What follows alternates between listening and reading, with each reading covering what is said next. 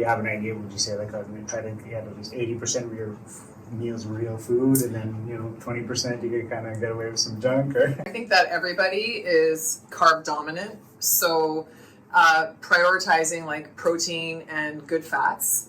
Fat gets such a bad rap. It is so crucial. It's so important. But like we need it. We need it so badly. But good quality proteins. So things you can source that are like pastured meat or wild fish, or free range like poultry and that type of stuff. Butter, like all of it. Just you want to have like good quality. Like those is your foundation. so let's say like an average person, obviously more carb heavy breads and those kind of things.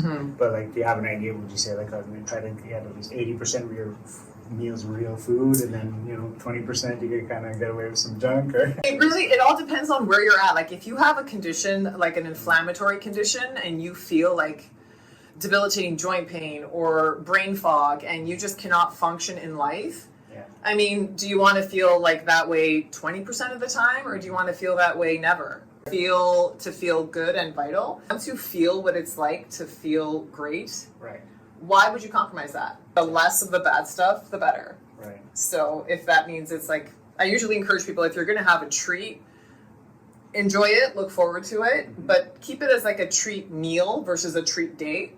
And then you can sort of like start to feel normal, and then you can also feel the effects of what your treats are doing to you, which once most people start to really feel that feedback, you can pinpoint, oh, this makes me feel like this, so maybe I don't love that as much as I thought I did, because it doesn't love me back, right? So because it's a lot of times it's just quick stimulation of the brain. well, and then the brain will crave like the carbs and the refined sugar. It's the most addictive substance on earth because you can just overeat them without getting the signals that you're full. Overconsumption is overconsumption, right? So it all the carbs and too much protein will break down into glucose. Right. And we just have a glucose and an insulin dysregulation problem. Yes. So it won't burn clean.